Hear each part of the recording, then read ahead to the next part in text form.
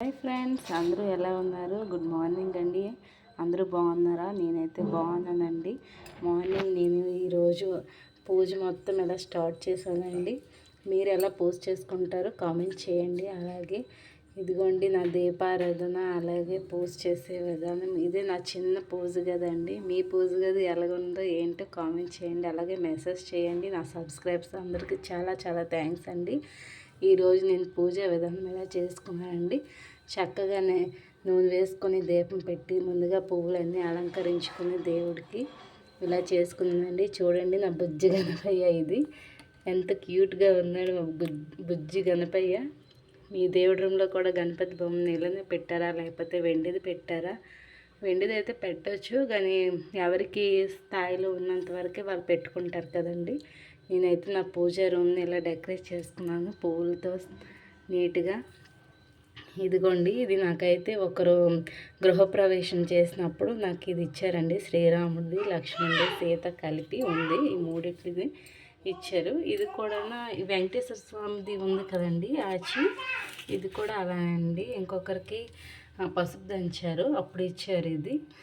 ఇవి ఫొటోస్ అంటే మేము ఇలాగే తీసుకున్నాం. మేము ఇంట్లో దిగినప్పుడు, కొత్త ఇంట్లో దిగినప్పుడు మా అమ్మ వాళ్ళు ఇచ్చారండి గృహప్రవేశం చేసినప్పుడు. ఇదిగోండి, ఎంత బాగున్నారు కదా శివుడు పార్వతి. ఇదిగోండి, ఇది అయితే వెండిదేనండి, లక్ష్మీదేవి ఫోటో పెట్టేసుకుందాము. ఇది పెట్టి నేను మార్గశిర లక్ష్మీవారాలు చేసేటప్పుడు నేను లింక్ ఒకటి ఇస్తానండి, అందులో చూడండి. నేనైతే దానికి వీడియో చేసి ఉన్నాను స్పెషల్గా.